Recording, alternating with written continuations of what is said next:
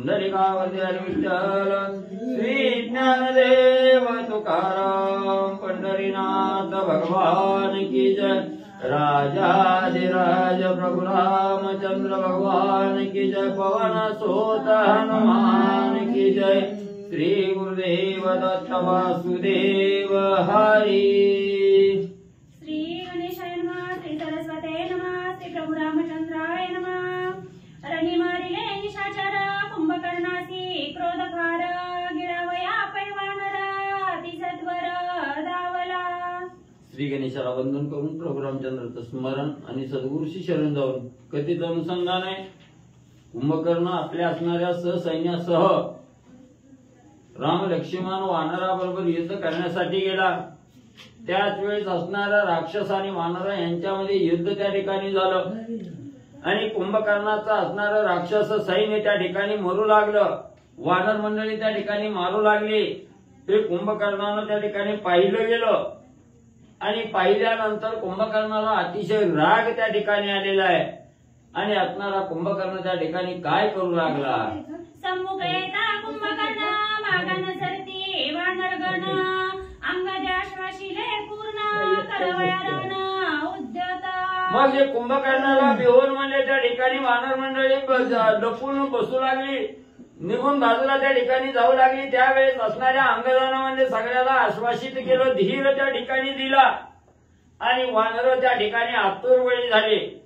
असणाऱ्या स्फुरण त्या ठिकाणी आलं आणि असणाऱ्या तावातावान असणाऱ्या राक्षसाबरोबर धुरंधर युद्ध वानर मंडळी करू लागली। देवोनी रामनामाचा धीर अंगदे परतविले वानर करुणी वाढीवेचा गजर धावले समोर कुंभकर्ण। मग असणार त्या ठिकाणी अंगदीने धीर त्या ठिकाणी वानराला दिलं। रामनामाचं स्मरण त्या ठिकाणी करा, हे धैर्य रामनामरूपी धैर्य त्या ठिकाणी असणाऱ्या वानर मंडळीला त्या ठिकाणी अंगदाने दिलं। वानर उत्स्फूर्त झाली, प्रभू रामचंद्र की जय म्हणून आवेशानं रणभूमीकडे युद्धासाठी धावू लागली। सांडोनी शरीराची आस मरणावरी गलोनी कास वानरवीरा विशेष अति उल्हास संग्रामी। मग वानर मंडळीला एवढा उल्हास त्या ठिकाणी झाला, देहावर उदास त्या ठिकाणी झाले। प्रभू रामचंद्राचं कार्य करत असताना हा देह जावो अथवा राहो पांडुरंगी दृढ भाव हा भाव निश्चित त्या ठिकाणी केला आणि आवेशानं असणाऱ्या युद्धासाठी राक्षसावर तुटून वानर मंडळी पडू लागली। रामनामाच्या गजरी मरण घालून तोडरी कुंभकर्णाची समरी युद्ध वानरी मांडले। मग असणारा त्या ठिकाणी वानरांनी एवढा आवेश त्या ठिकाणी आलेला आहे, रामनामाचा गजर त्या ठिकाणी केला। रामनामाच्या गजराच्या जोरावर असणाऱ्या मरणाला सुद्धा आपल्या पायाखाली त्या ठिकाणी घातलं गेलं आणि उत्स्फूर्त असणाऱ्या शक्तीनं आवाजानं असणारी वानर मंडळी गर्जना करून राक्षसाबरोबर युद्ध करू लागली। कुंभकर्ण आवेशेता त्यासी वानरवीर समस्त शिळा शिखरे पर्वत स्वयंहानित साटोपे। मग आपली राक्षस त्या ठिकाणी मरू लागली, संपू लागली। हे बघून असणाऱ्या कुंभकर्णाला अतिशय राग आला। कुंभकर्ण धावतच वानरावर त्या ठिकाणी जाऊ लागला। त्यावेळेस वानरांनी भली मोठी असणारी शीळ उचलायची, पर्वत उचलायचा, भले मोठे वृक्ष त्या ठिकाणी उपडायचे नसणाऱ्या कुंभकर्णावर त्या ठिकाणी मारा वानर मंडळी करू लागलेली आहे। कुंभकर्ण रागे करी वानर करावया बोहरी धरोनिया दोही करी मुखा भीतरी घालित। मग म्हणजे कुंभकर्ण ही त्या ठिकाणी चिल्ला गेला, रागाला त्या ठिकाणी गेला, आपल्यावर झाडं टाकतात। याचा असणारा वाईट कुंभकर्णाला वाटलं, रागाच्या भरात तावात असणाऱ्या वानराबरोबर झुंजू लागला। त्याच वेळेस एक एक वानर म्हणजे त्या ठिकाणी दोन्ही हाताने धरायचं, गपशिरी म्हणजे तोंडात टाकून त्या ठिकाणी गिळायचं, असं वानराला त्रास कुंभकर्ण देऊ लागला। वानर घालिता मुखांतरी सवेची निगती कर्णद्वारी बैसोनिया नाकावरी बुबुकारी गरजता। मग असणारा त्या ठिकाणी वानरा धरायची, तोंडात टाकायची, तोंडात टाकल्याबरोबर वानरांनी कानावाट बाहेर यायचं, कुंभकर्णाच्या नाकावर बसून जय श्रीरामचा जय घोष त्या ठिकाणी द्यायचा। त्रिकोणिया कर्णद्वारी वानर चढले मुकुटावरी एक बैसले ध्वजाग्री एक छत्राग्री वळंगले। मग म्हणजे त्या ठिकाणी वानर मंडळी गिळल्याबरोबर बाहेर असणाऱ्या कानातून बाहेर त्या ठिकाणी यायची, नाकावर बसायची, मुक्तावर त्या ठिकाणी बसू लागली असणाऱ्या रथावर ध्वज होता, त्या ध्वजाच्या असणाऱ्या शिखरावर त्या ठिकाणी बसू लागली. रथाच्या शिखरावर त्या ठिकाणी वानर मंडळी बसू लागली. वानर गेले हातोहात मुख राहिले हककीत सविन लाभीची निश्चित समसमित वाळी. मग कुंभकर्णानं असणाऱ्या त्या ठिकाणी तोंडात वानर टाकलं की त्याला आनंद त्या ठिकाणी व्हायचा. घराघराची बाटल्या त्या ठिकाणी चाटायचा, बघायचा कुठं सापडतंय काय सापडतंय. असणारं खारट लागेना, तिखट लागेना, आंबट लागेना. दातातलं अडकलंय का बघावं म्हटलं तर दातात बी कुठं त्या ठिकाणी दिसेना. वेळ तर कष्ट त्या ठिकाणी गेलं, चव कसलीच म्हणजे त्या ठिकाणी लागना गेली. वेळ तर आपलं कष्ट त्या ठिकाणी गेलं. दुःखी असणारा कुंभकर्ण झाला. जीवा राहिली वणवणीत सावले ठेले दांत काही ना डळे मुखात सरपडीत कुंभकर्ण. ज्या दाताला सुसलेली आस त्या ठिकाणी लागली होती वानरं गिळायची खायची, ती आस त्या ठिकाणी व्यक्त गेली. राजा असणाऱ्या कुंभकर्णाच्या मनाला अतिशय आनंद झालता आपलं पोट भरल म्हणून. पण पोट बी रिकामं त्या ठिकाणी राहिलं. तोंडही असणाऱ्या त्या ठिकाणी आवळे चाटून बघू लागला, पण कुठंच काय त्या ठिकाणी लागना गेला. कुंभकर्ण उदास झाला, खिन्न कुंभकर्णाची अवस्था झाली. वानर नाडळती घासांसी रागाला कुंभकर्णासी मारावया वानरांसी अत्यावेशी चालीला. मग कुंभकर्णानं जबड्यात म्हणजे सगळीकडे बघितलं, दातात अडकलंय का, घशात अडकलंय का, तोंडात आहे का, सगळीकडे जी फिरवून बघितली पण कुठंच काय त्या ठिकाणी नाही. म्हणून असणारा राग कुंभकर्णाला त्या ठिकाणी आला आणि रागाच्या भरात असणाऱ्या युद्धासाठी पुढे कुंभकर्ण सरकू लागला. छेदावया वानरांचा कंद कुंभकर्णाला क्रोध तव पावला अंगद रणबंध समवेत. मग कुंभकर्णाने विचार केला, आता म्हणजे तोंडात कुठंच म्हणजे त्या ठिकाणी सापडं न गेलं. म्हणून अतिशय आवेश त्या ठिकाणी आला. सगळ्या वानराचा काटा काढतो म्हणून असणाऱ्या वानर मंडळीवर धावून जाऊ लागला.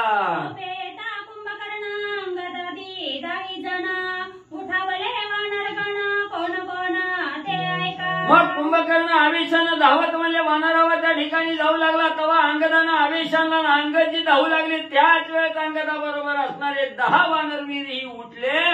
कोण कोण उठले ऐकणावं. अंगद कुमुद नील प्रख्यात गवाक्ष गवय आणि विनीत महेंद्र द्विविध जांबवंत हरिविख्यात महावीर. मग त्या ठिकाणी असणारा मैदा द्विविध आहे, गवय आहे, गवाक्ष आहे, शरभ आहे, नील आहे.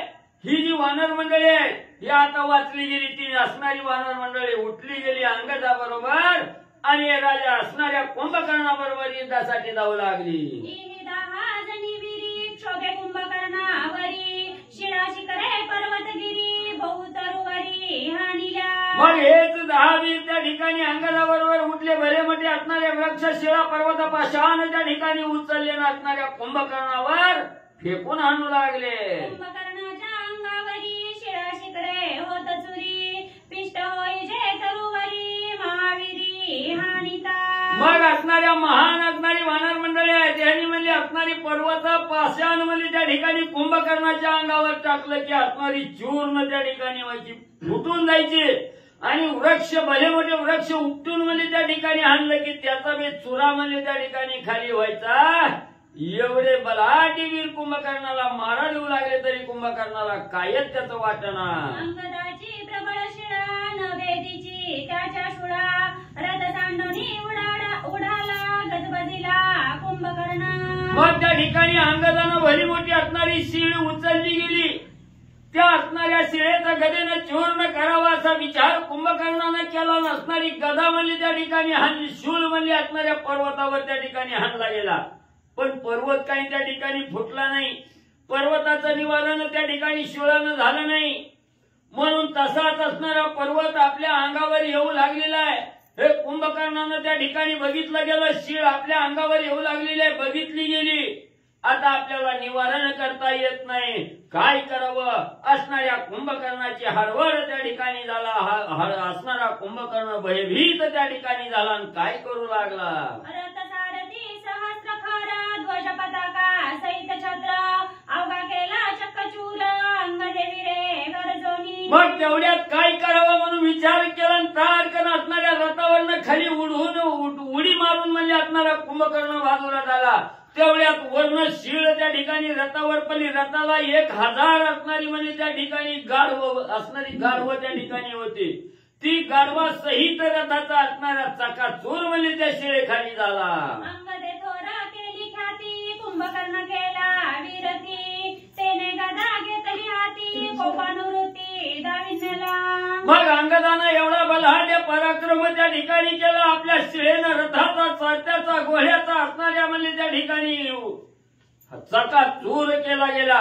हे कुंभकर्णानं बघितलं गेलं. कुंभकर्णाला अतिशय राग त्या ठिकाणी आला आणि गदा घेऊन धावू लागला. रथ सारथी होता शूर उडून गेला निशाचर गदा शुळेची सशस्त्र मारू वानर धावला. मग त्या ठिकाणी असणाऱ्या म्हणजे अंगदाच्या शिळेनं रथ असणारा संपला गेला. असणारा त्या ठिकाणी गाढवं मिली गेली. रथाची चाक आग त्या ठिकाणी मोडला गेला. सारथीही मेला गेला. हे पाहिलं गेलं. दुःख त्या ठिकाणी झालं. असणारा एका हातात शूळ घेतला, दुसऱ्या हातात गदा त्या ठिकाणी घेतली आणि वानराचा जीव घेतो म्हणून असणारा कुंभकर्ण धावू लागला. अंगद वाक्य प्रबोधनी वानरवीर रणांगणी पाठी देणे नाही कोणी भिडती रणी साटोपे. मग त्या ठिकाणी अंगदानं सर्व वानर मंडळीला आश्वासित केलेलं होतं, धीर दिलेला होता, रामनामाचं स्मरण करण्यासाठी सांगितलं होतं. त्याच्या जोरावर वानर मंडळी निशंक झाली. बहु पुराण त्या ठिकाणी पावले गेले. म्हणून कसलंच कुंभकर्णाला न भीता त्याच्यावर वानर मंडळी तुटून लढू लागले. कुंभकर्ण शूळ हस्ते हे गाये वानर ते 700 800 खोचोनी आम्ही ते पाडली. मग त्या ठिकाणी कुंभकर्णालाही अतिशय राग आलेला. रागाच्या भरात शूळ आणि गदा घेऊन त्या ठिकाणी धावू लागला. आपल्या असणाऱ्या शूळेनं गदेनं वानराला मार त्या ठिकाणी देऊ लागला. 600-700 वानराला त्या ठिकाणी गदेनं शूळानं असणारा कुंभकर्ण त्या ठिकाणी घायाळ करू लागलेला आहे. दोन्ही हात 1600 1800 10,000 संख्यात कपी मारित आवेशी. मग एवढंच नाही, आवेश आलेला आहे. आवेशाच्या भरात असणारा कुंभकर्ण त्या ठिकाणी धावून जाऊ लागलेला आहे. गदेनं टोले देऊ लागलेला आहे. असणाऱ्या शूळानं त्या ठिकाणी मारू लागलेला आहे. असणाऱ्या त्या ठिकाणी 1500 1600 1800 2000 वानरा आणि त्या ठिकाणी कुंभकर्ण एकाच गावानं त्या ठिकाणी मारू लागलेला आहे. वानरवीर संख्यात कुंभकर्णे खेव्यात रवडोनिया परिमित रणीभूत पाडिले. मग एवढंच नाही, असणारा कुंभकर्ण त्या ठिकाणी धावत जाऊ लागला. असणाऱ्या गदेचा मार देऊन कितीतरी असणाऱ्या वानराला घायाळ करू लागलेला आहे. शूळाचा मार देऊन कितीतरी हजारो वानराला त्या ठिकाणी मारू लागलेला आहे. पायातळी असणारं तुडवून त्या ठिकाणी वानराला घायाळ करू लागलेला आहे. वानरवीरांची या श्रेणी कुंभकर्णे पाडिल्या रणी अशुद्ध प्रवाहे धरणी झाली चिडानी मेदमांसे. मग एवढी वानरावर असणारा घाव त्या ठिकाणी कुंभकर्ण रागाच्या भरात घालू लागलेला आहे. एवढ्या वानराला मारू लागलेला आहे. सर्व त्या रणभूमीवर वानर मरून रक्ताचा सडा पडला गेला. रक्ताची नदी वाहू लागलेली आहे.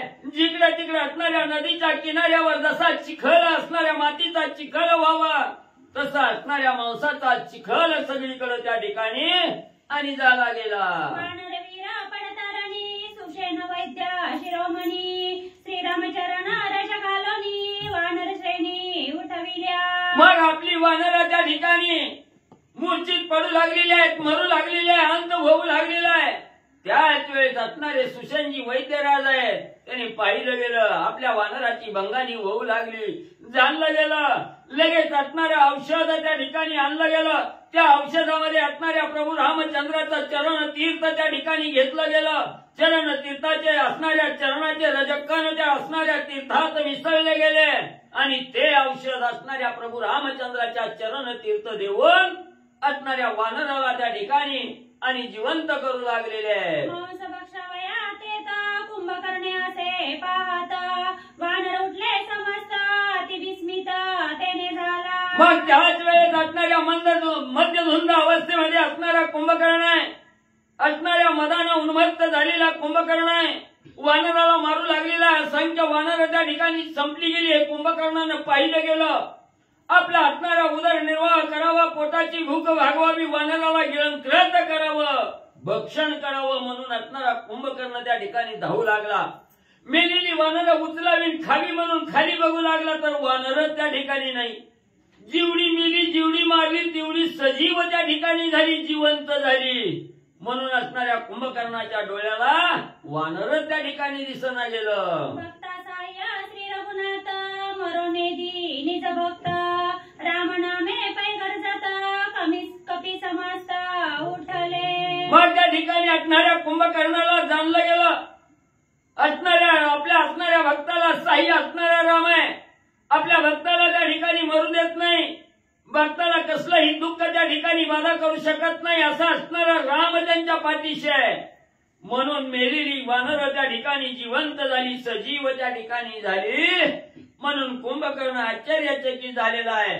वानराला खावं म्हटलं आणि बघितलं गेलं तर वानर त्या ठिकाणी दिसना गेलं. रणी वाढला कुंभकर्ण त्यासी करावया रण कपी पावले 5 जण शिळा पाषाण धूम्र योद्धे. मग त्या ठिकाणी असणारा म्हणजे एवढा आवेशानं कुंभकर्ण धावत यायला लागलेला आहे. आपल्या वानराला त्या ठिकाणी त्रासून सोडू लागलेला आहे. हे बघितलं गेलं. जे मुख्य असणारी वानर मंडळी आहे, जे बलवान आहे, बलिष्ठ आहे, वीर आहे, शूर आहे, धीरवान आहे, अशी असणारी 5 वानर त्या ठिकाणी असणाऱ्या कुंभकर्णाबरोबर युद्ध करण्यासाठी उठली गेली. 5 वीर संग्रामशील वृषभ शरभ आणि नीळ गवाक्ष गवाया अति प्रबळ वीर शार्दूळ संग्रामी. मग असणारा वृषभ आहे, शरभ आहे, गवाय आहे, गवाक्ष आहे आणि असणारा नीळ आहे. ही 5 वानर बलाढ्य आतुरबळी असणारी त्या ठिकाणी उठली गेली. हातामध्ये असणारं त्या ठिकाणी पाषाणरूपी शस्त्र, शेळरूपी शस्त्र त्या ठिकाणी घेऊन कुंभकर्णावर जाऊ लागली. नीळ निजांगे आपण घेऊन पर्वत पाषाण सम्मुख ठोकिला कुंभकर्ण रणी गर्जोन साटोपे. नीळाला बी राग आला, माझे वानर त्या ठिकाणी मारतो का म्हणून राग त्या ठिकाणी आला. रागाच्या भरात भली मोठी असणारी शीळ त्या ठिकाणी उचलली, धनशिरी असणाऱ्या कुंभकर्णाच्या मस्तकावर त्या ठिकाणी फेकली. लागता पर्वताचा आघात कुंभकर्ण हृदोरीक्षित तेने रागे मुष्टिघात निरासी देत निजास्ते. मग असणारा पर्वत म्हणजे आपल्या मस्तकावर लागला, रक्तबंबाळ असणारा कुंभकर्ण त्या ठिकाणी झाला आणि कुंभकर्णाला राग आला. मी कुंभकर्ण आहे म्हणला, एवढा बलहट्टी असणारा मी आहे आणि मला म्हणला शिळेचा मार त्या ठिकाणी पर्वतानं मारतो का म्हणला, मला रक्तबंबाळ केलंय म्हणून राग आला. रागाच्या भरात आपल्या हाताची मूठ त्या ठिकाणी वळली गेली आणि मूठ वळवून जेवढा असणारा ताकद आहे तेवढ्या ताकदीनिशी असणाऱ्या अंगदाला मुष्टीघात त्या ठिकाणी कुंभकर्णानं दिला.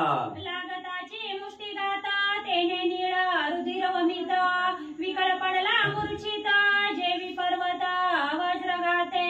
मग म्हणजे असणाऱ्या कुंभकर्णानं मुष्टीचा घाव त्या ठिकाणी हाणल्याबरोबर असणाऱ्या रक्ताची गुळणी म्हणजे अंगदाला त्या ठिकाणी आली आणि गुळणी आल्याबरोबर अंगद असणाऱ्या निळाला म्हणजे त्या ठिकाणी हाणली गेली. निळाला असणाऱ्या रक्ताची गुळणी त्या ठिकाणी आली, मूर्छित असणारा नीळ त्या ठिकाणी पडला गेला. असणारा लागताची मुष्टिघात तेने नीळ रुधिर वमित विकळ पडला मूर्छित जेवी पर्वत वज्रघात. मग असणारा त्या ठिकाणी मुष्टीचा घाव त्या ठिकाणी लागल्याबरोबर रक्ताची गुळणी आली आणि असणारा मूर्छित त्या ठिकाणी पडला गेला. जशा असणाऱ्या पर्वतावर वज्राचा घात करावा, वज्राचा घाव लागल्याबरोबर जसा पर्वत त्या ठिकाणी उलटून पडतो तशा कुंभकर्णाचा मारा लागल्याबरोबर असणारा नीळ त्या ठिकाणी म्हणजे मूर्छित पडला. नीळ पडताची मूर्छित श्रीराम स्मरणान्वित सवेची होवनी सावचित्त आला गरजत संग्रामा. मग असणाऱ्या निळाला मार लागल्यामुळे मूर्छित पडला. मूर्छित जरी पडला तरी अखंड प्रभू रामचंद्राचं भगवंताचं रामनामाचं स्मरण कंठाच्या ठिकाणी होतं. त्या रामनामस्मरणाच्या जोरावर असणारा नीळ सावध त्या ठिकाणी झाला आणि प्रभू रामचंद्राच्या रामनामाची गर्जना करत युद्धासाठी उठला. शिळा शिखरे प्रचंड शैल्या तळघाते शालताल मुष्टी आणि वर्मस्थळ संग्राम कुशळ कपियोद्धे. मग त्या ठिकाणी असणारा म्हणजे निळाला रागाला परत असणारा दुसरा पर्वत असणारा वृक्ष पाषाण त्या ठिकाणी उचललं गेलं, तेही फेकून मारू लागलं. वर्ण असणाऱ्या हाताचा मुष्टीघातही त्या ठिकाणी कुंभकर्णाला देऊ लागले. पाचही वीर एकीभूत होऊन या संग्रामात कुंभकर्णाची भिडत आले गरजत साटोपे. मग वानर कशी होती त्या ठिकाणी? धैर्यशील असणारी वानर होती. दुसरा माग आपल्याला मदतीला येतोय का नाही हे बघायचं नाही. आपल्या अंगात जेवढी ताकद आहे तेवढ्या ताकदीनिशी त्या ठिकाणी पुढे जाऊ लागली आणि असणाऱ्या कुंभकर्णाला पाचही वीर एकत्र होऊन त्या ठिकाणी मारा देऊ लागली. ऐसे लागता प्रहार कुंभकर्ण केला झरझर, ते गायन मानुनी निशाचर रणी दुर्धर खवळला. मग पाचही वीर एकत्र झाले आणि असणाऱ्या कुंभकर्णाला मारा देऊ लागले. जर्जर असणाऱ्या कुंभकर्णाला केलं, पण गवता समान कुंभकर्णानं त्या ठिकाणी मानलं गेलं. त्याला असणारं त्या ठिकाणी काहीच म्हणजे एवढं मारलं तरी त्या ठिकाणी होईना गेलं. पुन्हा असणाऱ्या कुंभकर्णाला राग त्या ठिकाणी आला आणि वानरावर तुटून पडू लागला. वृषभवीर तुरबळी आकळोनिया करतळी, खेम देवनिया रांगोळी केला तत्काळी कुंभकर्णे. वृषभाला वृषभवीर तुरबळी त्यानं कधी कुंभकर्णानं कुंभकर्ण मग म्हणजे असणाऱ्या कुंभकर्णाला रागाला रागाच्या भरात म्हणजे असणाऱ्या वृषभ नावाचा वानराच्या वानरावर त्या ठिकाणी धावला गेला आणि असणारी गच्च मिठी म्हणजे त्या ठिकाणी असणाऱ्या वृषभाला त्या ठिकाणी मारली आणि आवळून म्हणजे त्या ठिकाणी धरला. अति बळे बळवंत वृषभवीर अतिविख्यात, स्वयंरुधिराते वमित रणिमूर्छित पाडिला. मग म्हणजे त्या ठिकाणी एवढं म्हणजे त्या ठिकाणी आवळून धरला. एवढा बळीयाळा असणारा बलवान असणारा वृषभवीर आहे, पण कुंभकर्णानं त्या ठिकाणी दाबलं गेलं. दाबून धरल्यामुळे असणाऱ्या तोंडातून म्हणजे असणाऱ्या त्या ठिकाणी रक्ताची उलटी त्या ठिकाणी झाली आणि मूर्छित म्हणजे वृषभ वानर त्या ठिकाणी पडला गेला. चला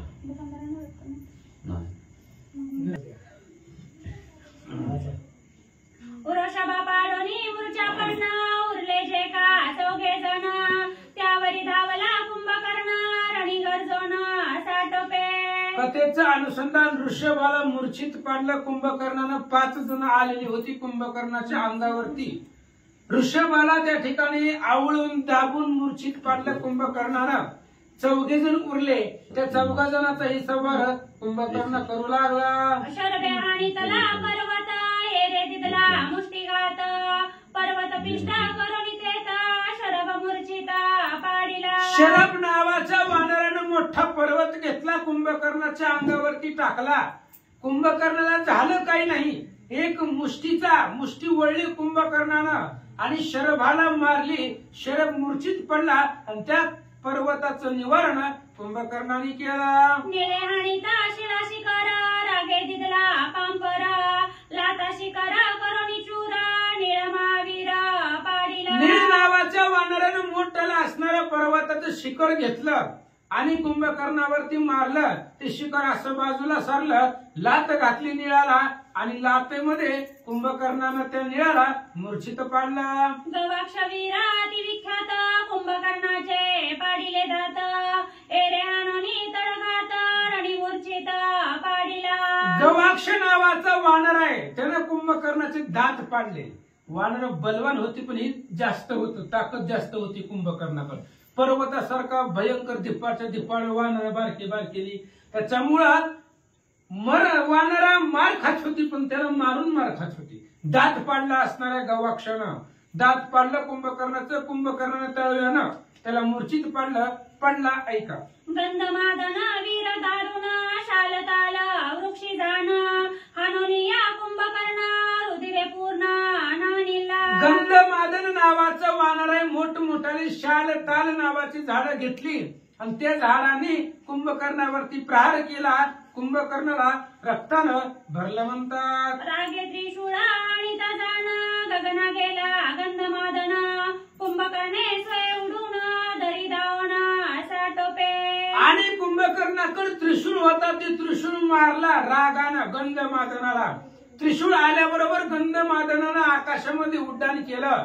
त्रिशूळ फेल गेला, त्याचा उडून निघून गेला. तेवढ्या वेळामध्ये कुंभकर्णानेही उड्डाण केलं, असं आकाशामध्ये गेला आणि त्या गंधमादनाला धरला. सुगंध देखोनी गंधमादन त्याचे केले अंगमर्दन ऐसे पाडिले पाचही जण केले गर्जन कुंभकर्णे. आणि गंधमादन म्हणजे त्याच्या असणारा अंगाचा सुवास येत होता, सुगंध येत होता.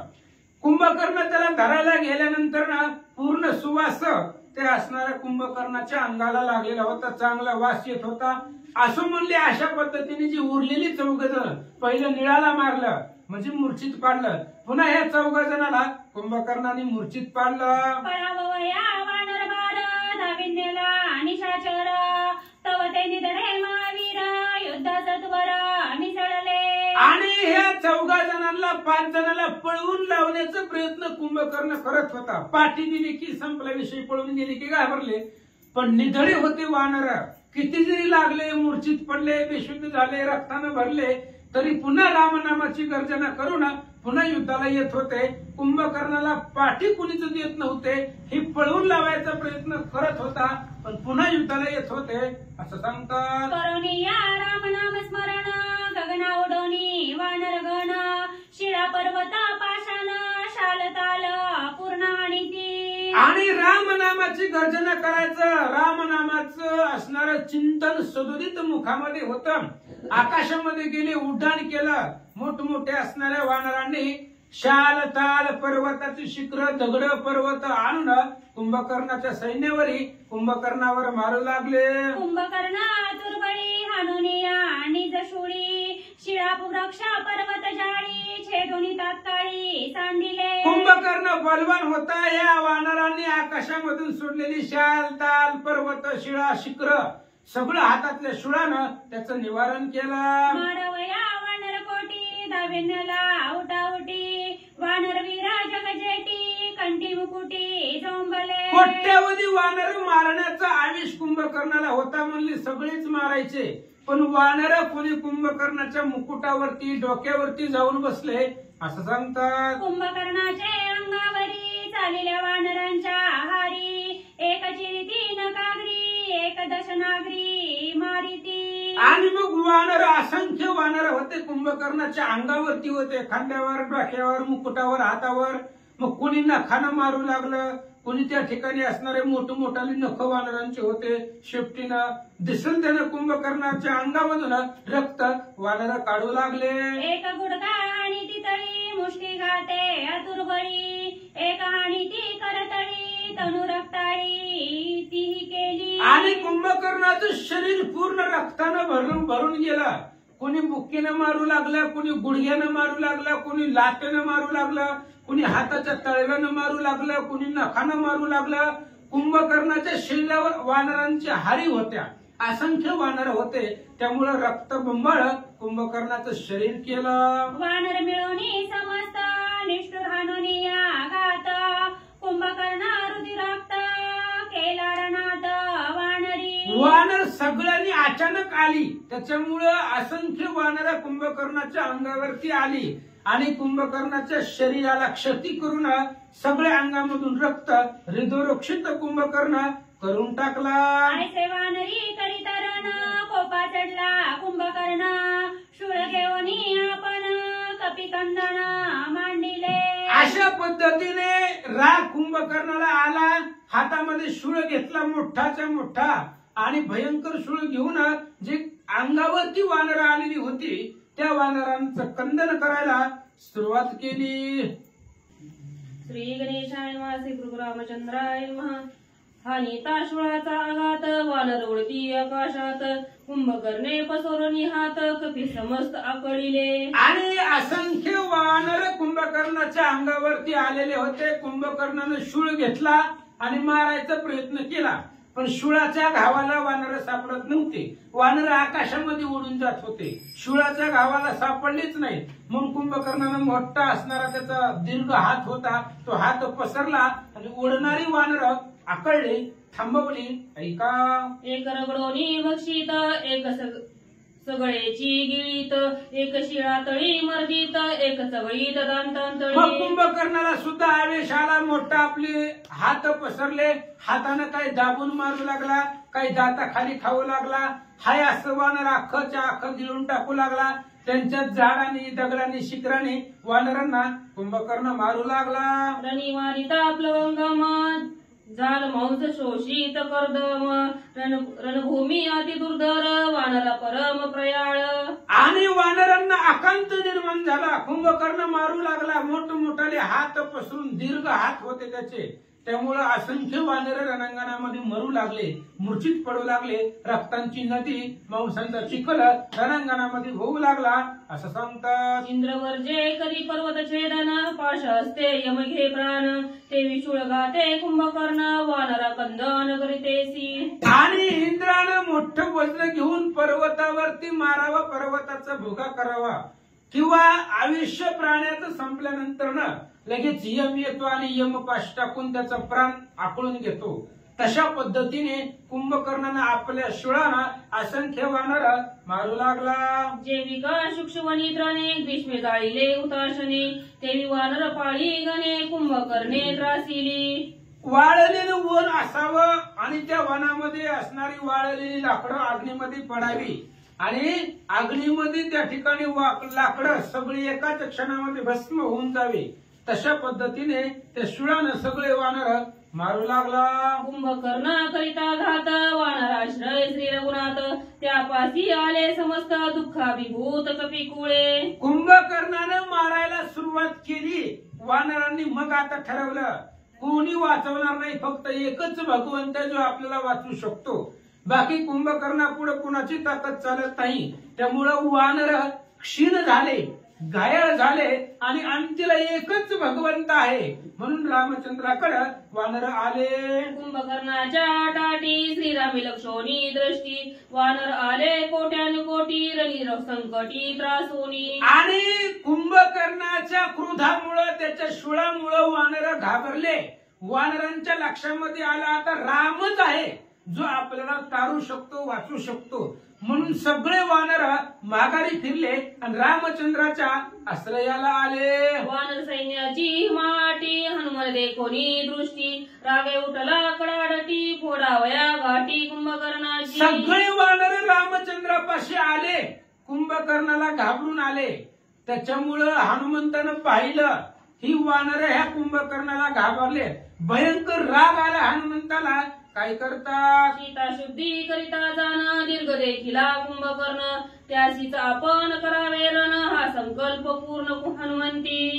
हनुमंताने संकल्प केलेला होता. ज्यावेळेस सीता शुद्धीला गेले होते त्याच वेळेस हनुमंताने विचार केला प्रथम युद्धार्थ मी करीन.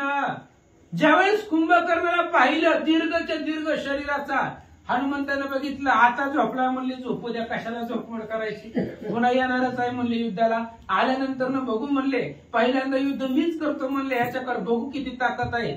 असा विचार हनुमंतानं पाठीमागं केला होता लंकेत असताना. आणि तोच कुंभकर्ण युद्धाला आला. हनुमंताला आवेश आला.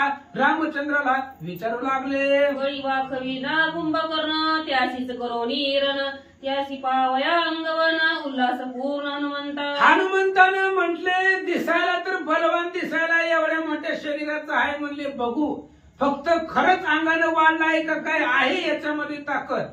म्हणून कुंभकर्णाबरोबर युद्ध करण्यासाठी हनुमंताला आवेश आला. माझे भाग्य समर्थ प्रसन्न झाला श्री रघुनाथ रणी सापडला कुंभकेत युद्ध पुरुषार्थ तुकावया. हनुमंताने विचार केला माझं भाग्य समर्थ आहे, रामचंद्राने आमच्यावरती कृपा केली आणि कुंभकर्णासारखा योद्धा बघू म्हणले याच्याकडे किती ताकद आहे, त्याच्याबरोबर युद्ध करण्याची संधी भेटायले याचा आनंद हनुमंताला वाटू लागला. पहिले पुच्छाचे करुणी रण पाहू कुंभकर्णाची अंगवन नाटोपे कर्तरी आपण देऊ उड्डा निर्दळू. आणि हनुमंताने विचार केला बघू म्हणले आधी शेपटी सोडू, शेपटीनं जर कुंभकर्ण घायल झाला आरे आला तर ठीक आहे, आणि जर शेपटीनं सुद्धा ऐकाना गेलं तर मग उड्डाण करून या कुंभकर्णाला मारून टाकू असा विचार हनुमान करतात. ऐसे विचारोनी हनुमंत पुच्छाग्र प्रेरिता पर्वत वर्षे पर्वत शतानुशत असंख्य ते वेळा. विचार केला हनुमंतानं. काय विचार केला? आधी शेपटीनं बघू. शेपटीनं भागलं तर भागलं, शेपटीनं आरे आला तर आला, नाहीतर मग उड्डाण करून मारून टाकायचं. पण मारायचं, ठेवायचं नाही. आपले सगळे वानर मारलेत. विचार हनुमंताने केला. शेपटीनं मोठा पर्वत उचलला, अंगावरती सोडला. शतानुशत पर्वत पुच्छ लागे वेगे वर्षत तेने कुंभकर्ण शाशंकित गिरी तोडीत शूळ हस्ते. हनुमंत बाकीची वानर एक एक पर्वत आणत होती महाराज. हनुमंतानं 100 पर्वत शेपटीनं उचलायची, कुंभकर्णाच्या अंगावरती टाकायचं. एक पर्वताचं निवारण करूच तर दुसरं यायचं. 100 डायरेक्ट अचानक येत होते. कुंभकर्ण वेडावला. म्हणले कोण्या कोण्या पर्वताला थांबवावं, आपल्याकडे एकच शूळ आहे, कोण्या कोण्या पर्वताचं निवारण करावं. 100वर अधिक पर्वत हनुमान सोडू लागले. पर्वत सहस्रे सहस्र तोडित श्रमला निशाचर धन दिले त्याचे कर कपी दुर्दळ पुच्छाग्रे. हजारो पर्वत हनुमंतानं उचलले. बघू म्हणले कोणत्या कोणत्या पर्वताचं निवारण करतंय. हजारो पर्वत एकदमच येऊ लागले. त्याचा हात दुखायला लागला कुंभकर्णाचा. ती शूळ मारो मारो मारो हाताने मारत होता ना, पर्वताचं निवारण करत होता. हात दुखून गेले, दमले हात, तरी असंख्य पर्वत येत होते असं सांगतात. ऐसे त्याचे पुच्छ बळी करो निराक्षसा रवंदळी केलंकीची पैहोळी अतुर बळी कपी पुच्छ. आणि कुंभकर्णानं ऐकलं होतं, बघितलं नव्हतं पण ऐकलं होतं जाग झाल्यावर. हीच वानर आहे म्हणले लंकेमध्ये आलेलं. ह्यालाच लंकेमध्ये आग लावलेली आहे आणि लंकेमध्ये शिपटी वाढत होती ती हीच आहे म्हणली, याचीच आहे. असंख्य घरं जाळले म्हणली यानं. आतुर बळी आहे तो हनुमान असा विचार करू लागला. पुच्छाग्र बळे जाण केल्या कियाचे निर्दळन इंद्रजितासी नरणी गांजोन करावया रण कपी पुच्छ. आणि हेच शिपूट आहे म्हणले. ज्या शेपटीनं अखयाला मारलं हीच शिपूट आहे म्हणला. त्याचं हीच असणारी शेपटी आहे ज्यानं इंद्रजिताला बिळात लपेपर्यंत मारलेला आहे. अशा प्रकारचा विचार करू लागला. कपी पुच्छ प्रतापवंत धाकला विला लंकेयात निधडा वीर हनुमंत ऐसे निश्चित मानले. कुंभकर्णाला निश्चितच मानले, लक्षात आला हाच हनुमान आहे म्हणले. ज्यानं लंकेमध्ये आकांत केलेला आहे, सगळ्या लंकेचा पुरदाहो केलेला आहे, लंकेमध्ये सगळे असणाऱ्या घरांना घरं जाळलेली हाच आहे हनुमान. अशा प्रकारचा दुर्धर मार शेपटीचा पाहिला कुंभकर्ण सुद्धा हनुमंताच्या शौर्याचं वर्णन करू लागला. ऐसा कपी पुच्छाचा धाका कुंभकर्णे घेतला देख हनुमंत आला पैसमुख देखुनी हा कसा टोपे. आणि मग अशा पद्धतीने बघितलं कुंभकर्णानं. निधडा योद्धा हनुमान आहे म्हणले. हनुमंत बी म्हणले आता लांबून गपचिप कवर पर्वत सोडायचे, डायरेक्ट समोर जाऊन उभा राहू, त्याला काय करायचे ती करू दे. बिंदास्त हनुमान कुंभकर्णाच्या समोर जाऊन उभा राहिले. काय करतोय बघू, विचार करतात. जैसा चळ गिरीवर तैसा कुंभकर्णा समोर उभा ठेला हनुमान वीर शैल शिखर ठेवीत. हनुमंत आले महाराज. जसं पर्वत असावा तसा पद्धतीने वज्र शरीर हनुमंताचं होतं. मोठमोठाले पर्वत हनुमंताला क्या झेलीत होते. हे हातातून पर्वत टाकायचा, हे हातात पकडायचा आणि पर्वत क्या झेलीत कुंभकर्णाच्या समोर निशंक हनुमान आले. कुंभकर्ण मधोन्मत्त सैरा दावे शूळहस्त पुढे ते कोणी हनुमंत शासंकित तो झाला. कुंभकर्ण मदानं उन्मत्त झालेला आहे. मदोन्मत्त झालेला कुंभकर्ण मोठमोठाले असणारा त्या ठिकाणी हनुमंत दिप्पाड शरीराचा पुढे उभा राहिला. पुढे बघितलं कुंभकर्णानं हनुमंताला. कुंभकर्ण शासंकित झाला. मला बघितल्यावर लोक वानर घाबरते आणि बिंदास्त माझ्या पुढे येऊन उभारला, माझ्या पुढे पर्वत झेलायला लागलाय. याचं आश्चर्य कुंभकर्णाला वाटलं. आणि पुच्छा विघात कुंभकर्ण चांचरी जात झनानिल्या शूळहस्त शूळ गळत रणांगणी. आणि मग लगेचच हनुमंतानं शेपटीचा आघात मारला. मारल्याबरोबर कुंभकर्णाला चाचरी आली आणि शूळ घेतला कुंभकर्णानं आणि त्या शूळानं हनुमंतावर मारू लागला. शूळ रणी गळोनी पडत तेने कुंभकर्ण क्रोधान्वित शूळ घेऊनी धावत रणी हनुमंत मारावया. आणि कुंभकर्णाला भयंकर राग आला. जे जे मारेल ती शेपटी पुढे चालत नाही. मग मोठा असणारा शूळ घेतला, हनुमंतावर मारला. हनुमंतानं शेपटीनं खाली पाडला. पुन्हा शूळ घेतला, पुन्हा हनुमंताच्या अंगावरती कुंभकर्ण धावला. कुंभकर्णाची अंगवन पाहावया हनुमंत आपण, पुढे राहिला सावधान मरण मारून प्रतापी. अशा पद्धतीने मग विचार केला कुंभकर्णानं. मोठा असणारा शूळ घेतला, हनुमंताच्या पुढे आला. हनुमान म्हणले बघू किती ताकद आहे, काय ह्याला करायचंय ती करू द्या म्हणले. बघू म्हणले कुंभकर्णाची ताकद. म्हणून कुंभकर्णाच्या पुढे हनुमान सावधान उभा राहिले. पुंडलिक वरदारी विठ्ठल श्री ज्ञानदेव तुकाराम. श्री गणेशाय नमः, श्री पांडुरंगाय नमः, श्री प्रभू रामचंद्राय नमः. गावानिता कपिंद्रा सुळंग फुटेची वांदरा भवंडी आली ऋषाचरा पडे मागाराच्या चरित. असो पांडुरंगा करू प्रथम नमन तो श्री चरण संताची. त्यांच्या कृपाशीर्वाद आणि कथेचा विस्तार बाबाजी सद्गुरु दास तुका बसलेले सर्व श्रोते मंडळी साधू संतांना साष्टांग पणिपात करून कथेला सुरुवात. कथेचं अनुसंधान आहे. कुंभकर्ण हा बरं एक वेळी राहिली. कुंभकर्ण आणि राजा रावण राहिलेली वाचा म्हणतात. 81 वेळ. देवी विरू धगधगीत तैसा सुळ सिंदुराच्या चित जायचा तर दिव्यमान पर्वत तैसा भासत मासुळ. हीच राहिली होती. जसं वीज चमकावी तसा चमचम चमचम करणारा शूळ कुंभकर्णाच्या हातात होता. घर घर घर घर घर फिरवत हनुमंतरायाच्या जवळ कुंभकर्ण आला. गावानिता कपिंद्रा सुळण पुट्याची वनरा भवंडी आली विचारा पडे मागरा. घर फिरवला. हनुमंतरायकडे पाहिलं. सब दिशा हनुमंतरायाच्या अंगावर सूळ टाकला. टाकल्या बरोबर हनुमंतरायाला काहीच झालं नाही. उलटा जेवढ्या वेगाने त्याने घात केला होता तेवढ्या वेगाने रिटर्न असणारा कुंभकर्ण फिरला. सासरी म्हणजे भवंडी म्हणजे थोडक्यात गिनकी, थोडक्यात बेशुद्धपणा असणाऱ्या कुंभकर्णाला आला. पुढे काही करू लागले.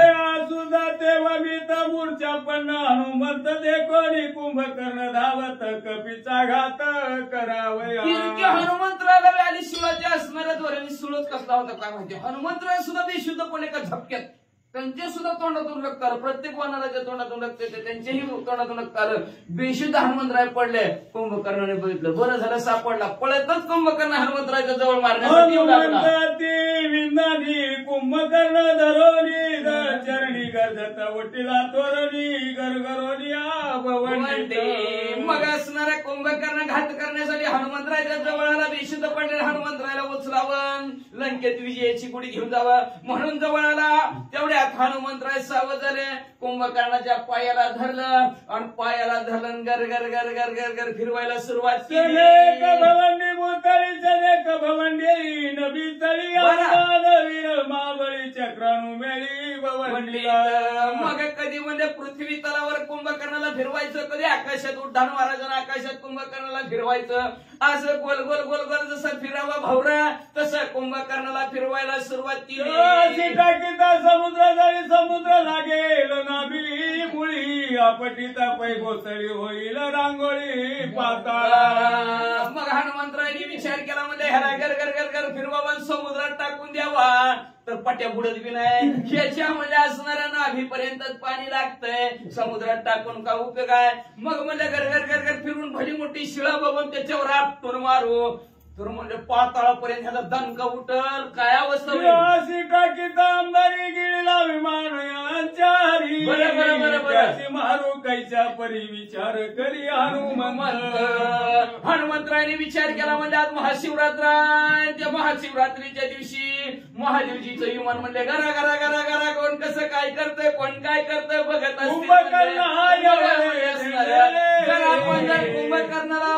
कुंभकर्णाला वर्षभरी फेकून दिलं तर ते महादेवजीचं जाणारं विमान कुंभकर्ण गिळून टाकील. सगळी विमानं देवांची गिळून टाकील. मग काय करावं. कुंभकर्ण एवढे गेंडे उचलून या काही वाडे हनुमान मानला रण सुरवाडे वाडे कोळे.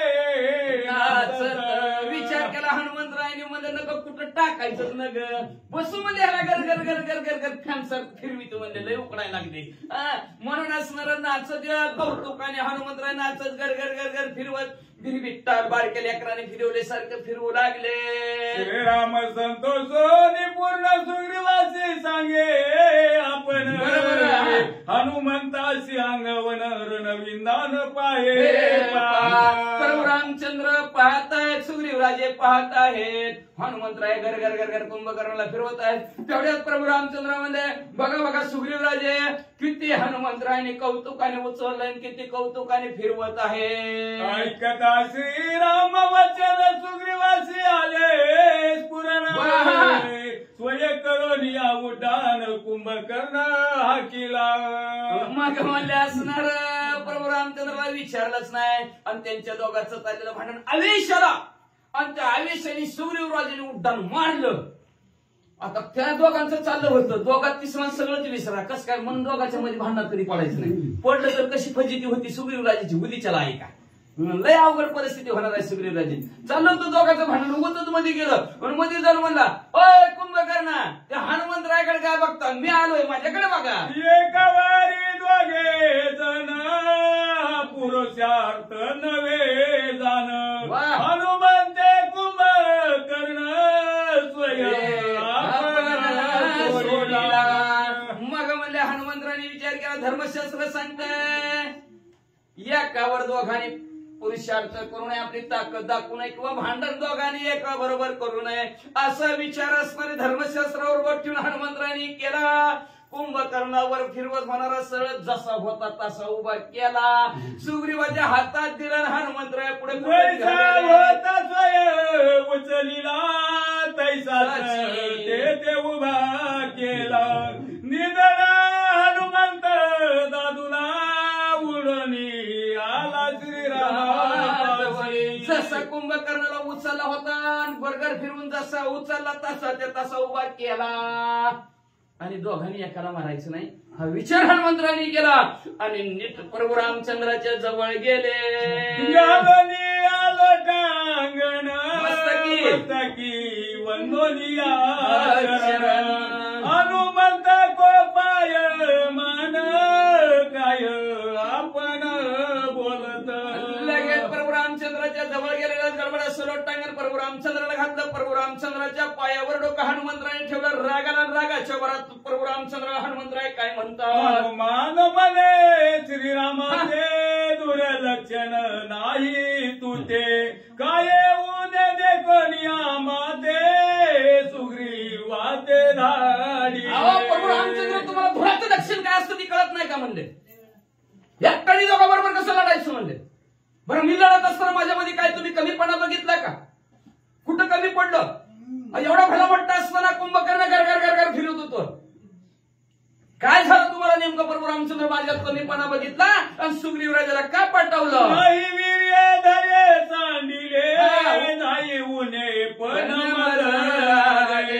सुग्रीवासी कोण बोले तो दाढी